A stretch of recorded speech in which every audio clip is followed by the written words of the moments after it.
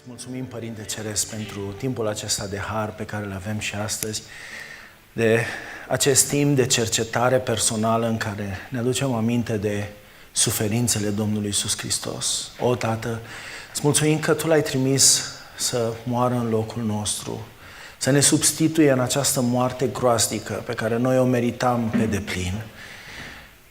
Dacă ar fi fost noi să ne ispășim vina păcatului nostru, ar fi trebuit să ne chinuim etern. Dar știm că Fiul Tău etern s-a coborât între noi și a luat păcatul omenirii, l-a ridicat, a devenit păcat pentru noi. Și iată-ne pe noi astăzi, liberi. Îți mulțumim pentru harul acesta pe care l-ai făcut și astăzi, în timpul acesta de cercetare, te rugăm să cobori cu prezența Duhului Tău cel Sfânt între noi, în noi, prin noi. Doamne, te rugăm să ne curățești, să ne aduci aminte motivul pentru care suntem aici, motivul pentru care Iisus Hristos a murit pentru noi. O, Doamne, îți mulțumim pentru această seară minunată. Te lăudăm, te glorificăm, te onorăm pe Tine pentru că meriți toată cinstea, toată lauda, toată onoarea. Ne prosternăm înaintea tronului Tău de mărire și spunem că nu este nimeni ca Tine, Dumnezeule. Amin. Amin. Amin. Luați loc. Apostolul Pavel scria credincioșilor din Corint: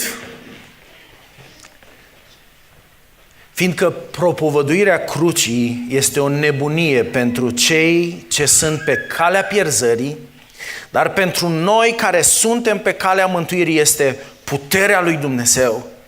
Căci este scris: voi prăpădi înțelepciunea celor înțelepți și voi nimici priceperea celor pricepuți. Unde este înțeleptul? Unde este cărturarul? Unde este vorbărețul veacului acestuia? N-a prostit Dumnezeu înțelepciunea lumii acesteia? Căci, întrucât lumea cu înțelepciunea ei n-a cunoscut pe Dumnezeu, în înțelepciunea lui Dumnezeu a găsit cu cale să mântuiască pe credincioși prin nebunia propovăduirii crucii. Iudeii, într-adevăr, cer minuni și grecii caută înțelepciune, dar noi propovăduim pe Hristos cel răstignit, care pentru iudei este o pricină de potihnire și pentru neamuri o nebunie. Dar pentru cei chemați, fie iudei, fie greci, este puterea și înțelepciunea lui Dumnezeu. Amin. Primul capitol din prima carte scrisă Corintenilor dezvăluie aceste versete pline și aceste cuvinte pline de inspirația Duhului Sfânt. În vremurile în care Pavel scria aceste cuvinte, să crezi într-un salvator care a murit crucificat era nebunie curată, nebunie absolută. Să crezi că cel care te salvează pe tine a murit crucificat. Crucificarea era considerată atât de obscenă încât nimeni nu vorbea despre ea. De exemplu, dacă aveai o rudă care a murit crucificat, nici n-ai fi pomenit de așa ceva. Dacă s-ar fi cunoscut, nici măcar n-ai fi pomenit numele acelei persoane, pentru că imediat discuția ar fi dus la faptul că fusese crucificată. Să vorbești însă despre un salvator crucificat, despre Fiul lui Dumnezeu crucificat, asta era inimaginabil. Moartea prin crucificare era intenționată să producă durere maximă cu o cantitate scăzută de sânge pe care o pierdeai.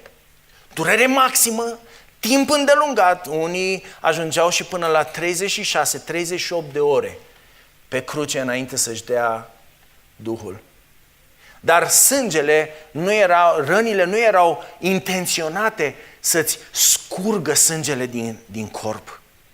Astăzi m-am gândit că ar fi interesant să înțelegem împreună rușinea crucificării și adâncimea dragostei lui Iisus Hristos, adâncimea Tatălui. Și pentru a înțelege pe amândouă la justa valoare, trebuie să înțelegem chinurile groaznice prin care Domnul Iisus a trebuit să treacă și să nu uităm că aceste chinuri îți erau destinate ție. El s-a supus acestor chinuri de bunăvoie pentru ca noi să primim și să fim neprihănirea lui Dumnezeu. Ei bine, în primul rând, persoana care era crucificată și Domnul Iisus a trecut prin aceste faze, era biciuită. Persoana aceasta era biciuită și biciuirea se petrecea, cred că ați văzut destul de filme care să arate asta, unele mai crude decât celelalte și uneori stai și zici, dar de ce e așa de crud? Ei bine, e cel mai crud film. Și cruzimea aia nu o poți înțelege decât doar dacă erai acolo. Dacă tu erai persoana biciuită. Persoana aceasta era, și Domnul Iisus a fost la fel, era legată cu mâinile deasupra pe un stâlp și un soldat roman, un legionar roman, avea un bici în mână. Un bici care era format din fâșii de piele care la capăt aveau ori bile de plumb și uneori și bucăți de oase prinse acolo. E bine, când loviturile de bici erau aplicate și dacă pot să-mi întorc și mie ca să văd dacă suntem pe aceeași pagină, ceea ce vedeți acolo este într-adevăr imaginea persoanei respective, dar în dreapta se vede cum s-ar fi văzut de sus, o perspectivă de sus. Și soldatul când lovea și biciuia, avea toată puterea, venea cu toată puterea să lovească atunci când bilele de plumb și acele bucăți de oase loveau pielea și trupul omului respectiv. Domnul Iisus Hristos a fost lovit pe umeri, pe spate, pe picioare, într-un mod brutal. Să nu uităm că romanii îi urau pe evrei, pentru că evreii totdeauna găseau un motiv să se revolte. Și când aveai momentul să te răzbuni pe cineva, o făceai cu toată cruzimea. Ei bine, cel care urma să fie biciuit a pretins că este regele iudeilor. Și atunci trebuia pedeapsa să fie pe măsură. Loviturile acestea de bici erau aplicate și lovitură după lovitură, rănile se deschideau mai mult. Mai întâi, la prima lovitură, poate erau niște răni aproape vizibile, dar cu cât biciul pica pe același loc, rupea din carne. Și în curând, spatele persoanei respective, umerii, spatele, picioarele, tot aici în partea din spate, deveneau doar o bucată sângerândă de carne. Aproape că vedeai cum curge sângele, cum țâșnește sângele. Și nu era de ajuns. Asta era doar începutul. Centurionul care avea comanda biciuirii, flagelării, stabilea atunci când biciuirea trebuia oprită. Și nu putea fi oprită decât când îți dădeai seama că acel condamnat era aproape de moarte sau aproape să leșine. Domnul Iisus, în pragul leșinului, este eliberat și apoi luat de către soldații romani și umilit. După biciuire, Domnul Iisus a fost umilit cum nimeni altcineva n-a fost umilit. Soldații romani au luat trupul plin de răni al Domnului Iisus și au pus pe el o manta și au început să-și bată joc de el spunându-i, mergând pe aceeași idee, tu ești regele iudeilor, trebuie să te îmbrăcăm corespunzător. Și au pus o manta pe el și au zis, stai că un rege are și coroană. Și spinii aceia despre care noi știm și avem și aici o imagine foarte grăitoare, spinii aceia erau de fapt folosiți pentru aprinderea focului. Nu au fost aduși acolo special pentru asta, dar creativitatea soldaților a fost, hai să-i facem o coroană și au împletit această coroană de spini și au împins-o în capul Domnului Iisus și acei spini au intrat în scalpul Domnului Iisus și a provocat alte răni într-o zonă unde deocamdată nu fusese lovit. Alte răni care au început și acestea să sângereze. I-au pus o trestie în mână și apoi îi luau trestia din mână și îl băteau cu ea în cap. Și la fiecare bătaie a lemnului ăluia, spinii se duceau mai adânc. Și spuneau, hai prorocește, cine te-a bătut? Și îl scuipau și îl trăgeau de barbă.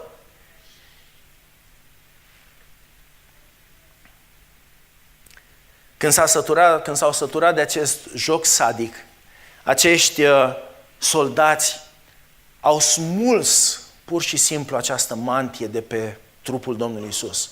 Și dacă rănile acelea care erau sângerânde, la un moment dat sângele a început să se coaguleze și să se prindă de mantia aia.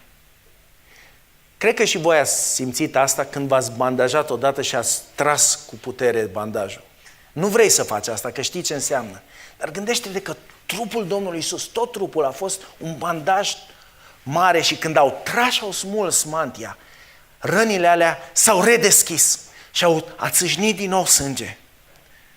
Biciuirea, pumnii, smulgerea mantiei, toate au început să determine procesul acesta ireversibil de deshidratare. Și trupul Domnului Iisus, care fusese supus unor chinuri și când a fost adus în fața tribunalului, dar acum în mod special, în dimineața zilei de astăzi, în dimineața zilei de vineri, trupul Domnului Iisus a început să piardă din ce în ce mai mult fluide și să se deshidrateze. Toate acestea au fost ca să se împlinească Scriptura care zice în Psalmul 22, și tocmai am citit asta, toate oasele aș putea să mi le număr, ei însă pândesc și mă privesc. Isaia 50:6, mi-am dat spatele înaintea celor ce mă loveau și obrajii înaintea celor ce îmi smulgeau barba. Nu mi-am ascuns fața de ocări și de scuipări. Isaia 52, versetul 14, după cum pentru mulți a fost o pricină de groază, atât de schimonosită era fața și atât de mult se deosebea de înfățișarea lui de-a fiilor oamenilor. Figura Domnului Iisus era atât de desfigurată că nici nu mai îți dădeai seama că făcea parte dintre oameni. Disprețuit și părăsit de oameni, om al durerii și obișnuit cu suferința, așa, era atât de disprețuit, spune Isaia în capitolul 53, atât de disprețuit, încât îți întorceai fața de la el. Imaginează-ți că asta a fost doar începutul. Urma crucificarea. Crucificarea a fost inventată de perși, aproximativ 300-400 înainte de Hristos, și preluată de Alexandru cel Mare și apoi preluată de fenicieni care au perfecționat-o și până la urmă a ajuns la romani care au adus-o la desăvârșire. 300 de ani de perfecționare continuă. Crucificarea era rezervată doar celor mai înrăiți criminali. De exemplu, un cetățean roman n-avea voie să fie crucificat. Cei mai înrăiți criminali sau poate dușmanilor după un asediu de lungă durată. V-ați opus nouă? Crucificare. Condamnații erau dezbrăcați la pielea goală și așa stăteau, în pielea goală. Hainele erau împărțite între soldații care oficiau această crucificare și Psalmul 22 spune atât de frumos, versetul 18, își împart hainele mele între ei și trag la sorți pentru cămașa mea. David vorbea în mod profetic despre ce se va întâmpla cu Domnul Iisus Hristos. Crucea în întregime cântărea aproximativ 150 de kilograme. De aceea, doar partea orizontală a crucii era purtată și această parte orizontală, mă refer la aceasta, de aici, unde când era condamnatul era legat și mergea așa cu ea până la locul de crucificare. Partea aceasta cântărea undeva 40-60 de kilograme.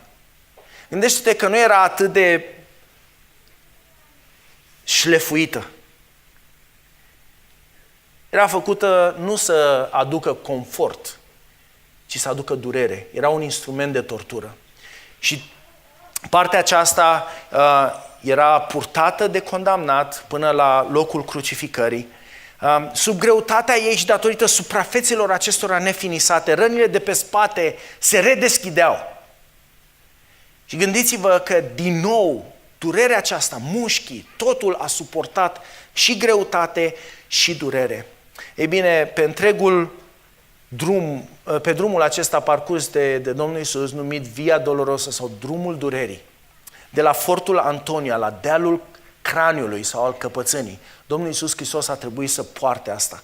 Dar știți că El, după toată biciuirea și după această tortură, El n-a mai putut să ducă. L-au găsit pe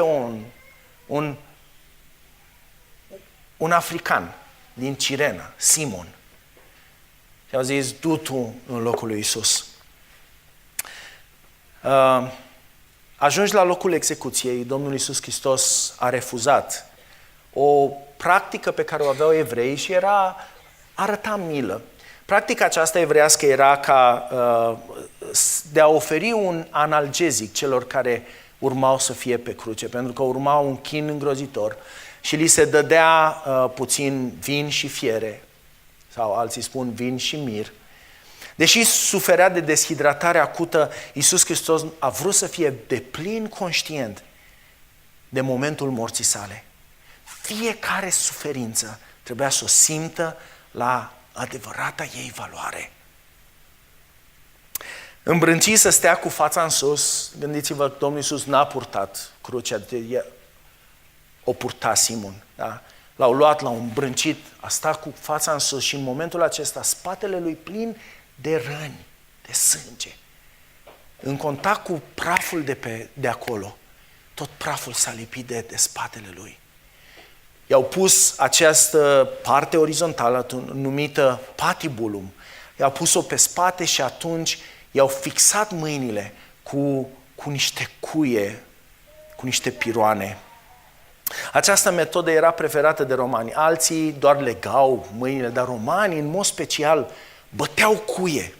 Erau vorba de piroane de 13-18 cm lungime, care erau, cel care trebuia să bată pironul simțea bine locul unde trebuie să-l bată, nu aici, pentru că dacă ar fi fost aici sub greutatea trupului, s-ar fi rupt, s-ar fi sfâșiat carnea și ar fi căzut de pe cruce. De aceea cuiul se bătea aici și la încheietura mâinii. Iar când ajungea în spatele lemnului, era îndoit ca sub greutatea corpului să nu cadă. Erau toate măsurile de precauție ca această moarte să fie perfectă. Suferința să fie perfectă. Întotdeauna m-am stat și m-am gândit, oare cum n-a trecut floarea cuiului prin mâna Domnului Iisus? Am citit că această floare a cuiului era de 1 centimetru diametru. Țintuit acolo, apoi a fost urcat de 4 soldați, de obicei 4 soldați care ridicau pe partea asta verticală, care era deja acolo, și fixat în acel loc. Picioarele apoi au fost țintuite. Uneori, unii țintuiau aceste picioarele de o parte și de alta a lemnului, așa. Dar au fost găsite tot felul de urme arheologice, au descoperite, s-a descoperit un os al unui tânăr din Ierusalim. Apropo, în Ierusalim s-a întâmplat asta. Într-un osoar unde erau mai multe oase, s-a găsit și oasele acestui tânăr, Iohanan ben Haggol, care a fost crucificat și osul gleznei i-a rămas intact. Acesta este osul gleznei cu cui. Și când se fixau picioarele, poziția era undeva în 45 de grade, așa, și se bătea cuiul. Acum unii sunt de părere că acele cuie erau bătute așa, nu știu dacă vedeți, în sfârșit, sau invers, așa. Oricum, poziția era foarte incomodă. Să stai așa 5 minute, să vezi cum te simți după aceea și stai pe pământ. Dar gândește-te că erai ridicat în aer și centrul de greutate stătea în acel cui și în piciorul tău, în picioarele tale. La câteva minute după crucificare se producea dislocarea încheieturilor mâinilor, a cotului, din umeri și uneori datorită acestei dislocări, mâinile se lungeau, unii sunt de părere, cu 15-22 de centimetri. Cu mâinile dislocate, greutatea corpului era transferată pieptului și unde cavitatea toracică era obligată să rămână într-o stare de inhalare continuă. Mai degrabă inhalai decât să expiri aerul. Pentru aceasta, ca să poți să iei o gură de aer și să o poți și expira, trebuia să te ridici în picioare, pe cruce. Și atunci, altă durere era datorită acelor cuie din picioare. Domnul Iisus, după un timp, n-a mai putut să se ridice. Ca să spună toate acele cuvinte de pe cruce, gândește-te că Domnul Iisus a trebuit să se ridice în picioare, să spună acele cuvinte, să ia o porție bună de aer, să spună acele cuvinte și apoi să revină la acea poziție, pentru că deja îl lăsaseră puterile. După un timp, nici asta n-a mai putut să o facă, iar din ce în ce mai greu, spre final, a spus mai puține cuvinte. Rezultatul acestui proces continuu este, de fapt, rezultatul este o serie continuă de efecte. Frumos scria în Psalmul 22, am ajuns ca apa care se scurge și toate oasele mele se despart. Cât de bine a portretizat David acest tablou al crucificării. Mi s-a făcut inima ca ceara, spune, și mi se topește în lăuntrul meu. Cu cât dioxidul de carbon era mai mult, cu atâta nevoia de oxigen era mai mare, ceea ce ducea la o mărire a bătăilor inimii. Ceea ce însemna că sângele era trimis cu mai mare putere. Și vă dați seama, toate astea în același timp. După câteva ore pe cruce, inima începea să cedeze, plămânii începeau să se umple cu fluide și respirația era din ce în ce mai grea.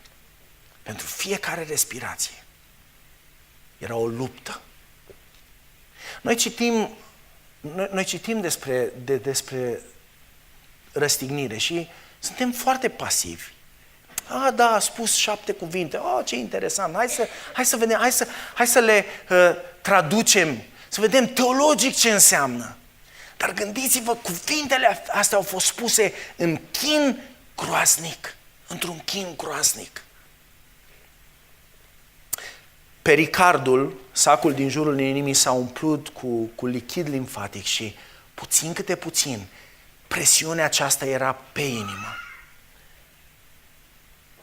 Iar presiunea asta producea o durere mare. Am stat și m-am gândit, de peste tot erau dureri. Din mâini, din picioare, din plămâni, din inimă. Toate astea transmiteau durere fantastică în creier. Și peste toate astea, jos erau oameni care te batjocoreau. Și știți ce cuvinte au spus despre Domnul Iisus? În dreapta și în stânga erau 2 tâlhari, făcători de rele. Inițial, amândoi au început să-și bată joc de el și apoi doar unul a rămas, pentru că inima unuia s-a schimbat. Pe de cealaltă parte, Dumnezeu l-a părăsit. Imaginea crucificării Domnului Iisus Hristos n-a fost una plăcută. În ziua de astăzi, oamenii poartă cruciulițe ca semn al creștinismului. Dar crucea era, și pentru noi creștini este totul. Este mesajul nostru, este nebunia pentru lumea aceasta și înțelepciunea lui Dumnezeu. Crucea era, de fapt, un instrument al torturii. Și Domnul Iisus a fost torturat acolo. Cu o voce stinsă, la un moment dat, Domnul Iisus a spus: s-a sfârșit. S-a sfârșit. Misiunea era dusă la îndeplinire. Ispășirea noastră era gata. Păcatele noastre erau ispășite. Răscumpărarea era deplină. Mântuirea pentru tine și pentru mine era posibilă. S-a sfârșit. Cu o ultimă picătură de putere, Iisus și-a întins picioarele, a venit în poziția aceasta, a luat o gură puternică de aer și a strigat. Știi care au fost ultimele cuvinte ale lui Iisus pe cruce? Tată, în mâinile tale îmi încredințez Duhul. Iisus a avut control deplin asupra vieții sale. Iisus a murit exact în momentul în care El a stabilit. Nimeni nu i-a luat viața, El și-a dat-o singur. Și-a dat viața în conformitate cu planul lui Dumnezeu și tot El și-a luat viața înapoi și a înviat. Eu sunt păstorul cel bun. Păstorul cel bun își dă viața pentru oi. Așa cum mă cunoaște pe mine Tatăl și cum cunosc eu pe Tatăl, și eu îmi dau viața pentru oile mele. Ioan 10. Tatăl mă iubește pentru că îmi dau viața ca iarăși să o iau. Nimeni nu mi-o ia cu sila, ci eu o dau de la mine. Am puterea să o dau, am puterea să o iau iarăși. Aceasta este porunca pe care am primit-o de la Tatăl meu. Domnul Iisus Hristos a fost în control deplin. După ce a spus acele cuvinte, Luca spune că și-a dat Duhul. Știți ce înseamnă asta? Că și-a dat Duhul când a vrut El. A murit când a vrut El, nu când au vrut ceilalți. Domnul Iisus Hristos a spus câteva cuvinte pe cruce. Marcu spune că Domnul Iisus Hristos a fost crucificat începând cu ora 9. De la ora 9 dimineața a început crucificarea, iar Matei și Luca vorbesc despre întunericul de 3 ore, cel de la între ora 12 și ora 3 după amiaza. Domnul Iisus Hristos a fost pe cruce de la 9 la 3. Gândiți-vă toate aceste detalii medicale care prin care îți dai seama ce s-a întâmplat în trupul Domnului Iisus Hristos. Ei bine, Domnul Iisus primele 3 cuvinte le-a spus Tatălui, Tâlharului și Mariei. Și acestea au fost în prima parte, în primele 3 ore. 3 cuvinte în primele 3 ore. Tatălui, Tată, iartă-i, căci nu știu ce fac. Și când era pe cruce, Domnul Iisus se gândea la alții. Modelul deplin de sacrificiu. Apoi tâlharului i-a spus, astăzi vei fi cu mine în rai. Și apoi Marie i-a spus, femeie, iată fiul tău, iar lui Ioan i-a spus, iată mama ta. La un moment dat, în jurul orei 12, s-a făcut întuneric peste toată țara, spune Matei și Luca.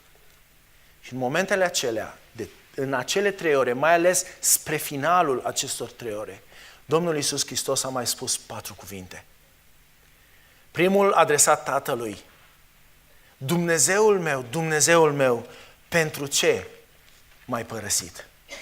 Apoi, torționarilor săi le-a spus, mi-e sete. Și aici îmi imaginez de ce a spus, mi-e sete.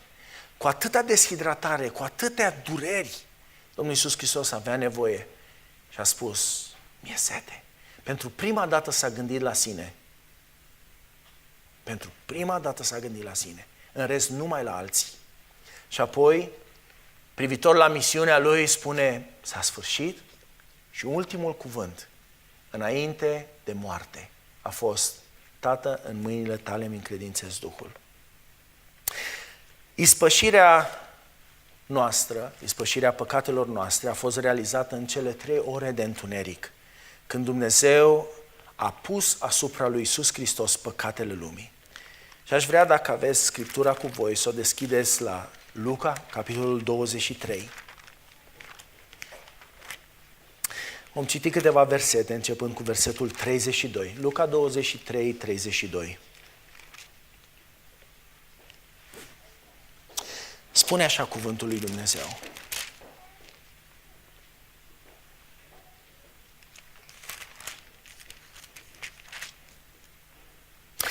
Împreună cu el duceau și pe 2 făcători de rele, care trebuiau omorâți împreună cu Iisus. Când au ajuns la locul numit Căpățâna, l-au răstignit acolo, pe el și pe făcătorii de rele. Unul la dreapta și altul la stânga. Iisus zicea: Tată, iartă-i că nu știu ce fac. Ei și-au împărțit hainele lui între ei, trăgând la sorți. Norodul stătea acolo și privea. Fruntașii își băteau joc de Iisus și ziceau: pe alții i-a mântuit, să se mântuiască pe sine însuși, dacă El este Hristosul, alesul lui Dumnezeu. Ostașii de asemenea își băteau joc de El, se apropiau, îi dădeau oțet și ziceau: dacă ești tu împăratul iudeilor, mântuiește-te pe tine însuți. Deasupra lui era scris cu slove grecești, latinești și evreiești: acesta este împăratul iudeilor. Unul din tâlharii răstigniți îl bagiocorea și zicea: nu ești tu Hristosul? Mântuiește-te pe tine însuși și mântuiește-ne și pe noi. Dar celălalt l-a înfruntat și i-a zis: nu te temi tu de Dumnezeu, care ești sub aceeași osândă? Pentru noi este drept, căci primim răsplata cuvenită pentru fără de legile noastre, dar omul acesta n-a făcut niciun rău. Și a zis lui Iisus: Doamne, adu-ți aminte de mine când vei veni în împărăția ta. Iisus a răspuns: adevărat îți spun că astăzi vei fi cu mine în rai. Era cam pe la ceasul al 6-lea și s-a făcut întuneric peste toată țara până la ceasul al 9-lea. Soarele s-a întunecat și perdeaua din lăuntrul templului s-a rupt prin mijloc. Iisus a strigat cu glas tare: Tată, în mâinile tale mi încredințez Duhul. Și când a zis aceste vorbe, și-a dat Duhul.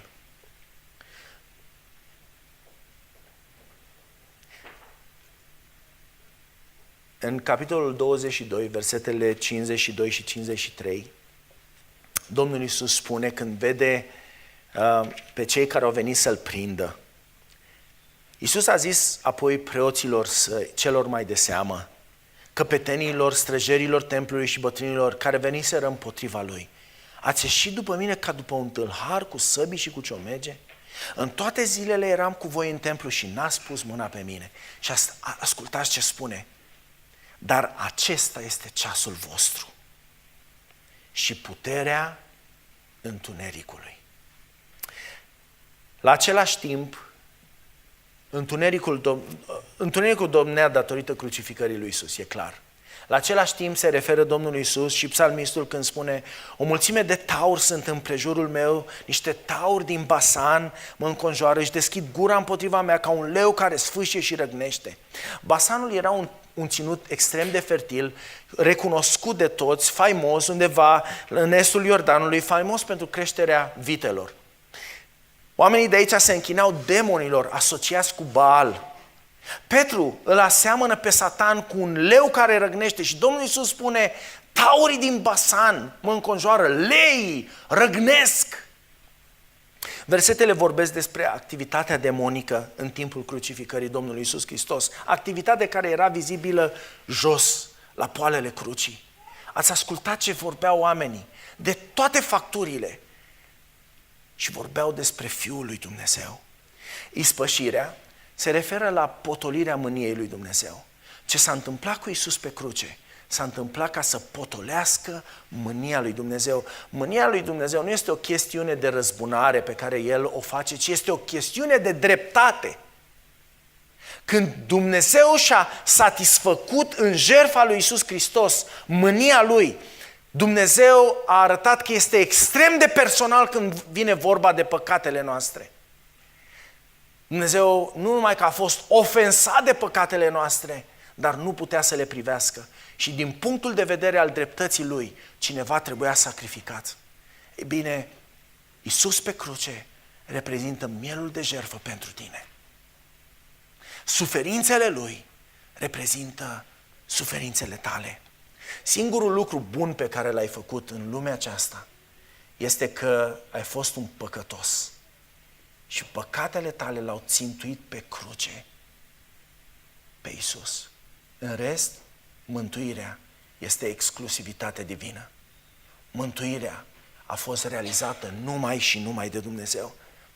Dacă Dumnezeu este satisfăcut de sacrificiul lui Iisus Hristos, atunci ce ar putea să facă un om, un păcătos, pentru a satisface mânia lui Dumnezeu? Nimic. Nimic.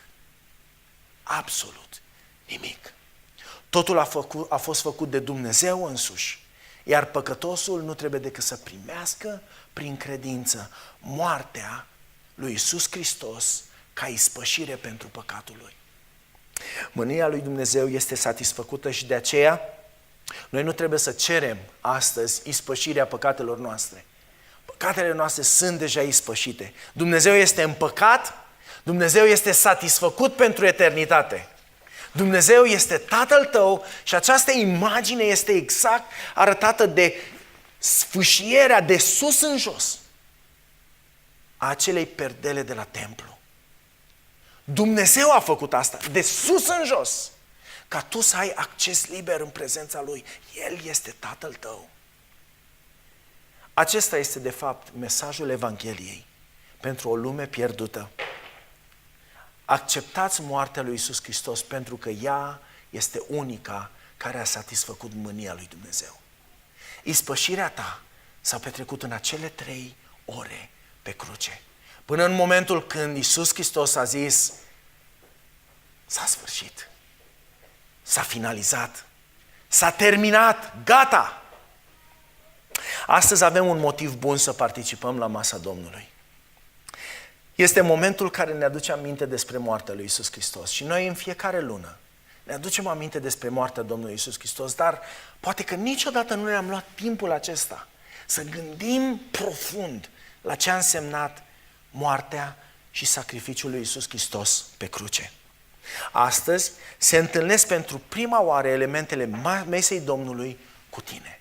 Din nou și din nou. Nu că e prima dată în viața ta, dar după un timp te întâlnești iarăși cu ele. Este un parteneriat în sângele lui Iisus Hristos. Masa Domnului este un parteneriat în sângele lui Iisus Hristos. Iisus vine cu sângele. Iisus vine cu ispășirea. Iar tu vii cu greșelile tale, cu păcatele tale, cu slăbiciunile tale. De fapt, tu vii cu tine însuți. Dacă ar fi fost să punem întrebarea cine merită să ia din aceste elemente, niciunul dintre noi n-am fi putut să întindem mâna. Dar prin meritele lui Iisus Hristos suntem chemați la acest ospăț bogat. Trupul sfârtecat și contorsionat de durere. Sângele care țâșnea. Aceasta este imaginea crucii, aceasta este imaginea pâinii și a vinului. Elementele acestea care simbolizează ceea ce a făcut Domnul Iisus Hristos pe cruce. Ne uităm în urmă și vedem ispășirea noastră. Ai timp să te uiți în urmă. Astăzi ai timp să te uiți în urmă. Ai timp să te uiți în tine. Cine ești tu de fapt? Ai timp să-ți aduci aminte de legământul pe care l-ai încheiat cu Iisus Hristos, în Iisus Hristos. Ai timp să te uiți la tine. Ai timp să te uiți și să te lași copleșit de durere. Aș vrea să continuăm închinarea noastră, cântând Domnului cântarea frumoasă pe crucea din dealul iubirii. Pe crucea aceea, dealul se numea dealul căpățânii, dar corect este dealul craniului. Pe crucea aceea din dealul căpățânii, Golgota, ispășirea noastră a fost dusă la perfecțiune. O suferință perfectă pentru o ispășire perfectă, ca tu să fii perfect. În Iisus Hristos noi suntem perfecți, suntem sfinți. Binecuvântat să fie Cel ce vine în numele Domnului. Și El a venit și ne-a adus ispășirea.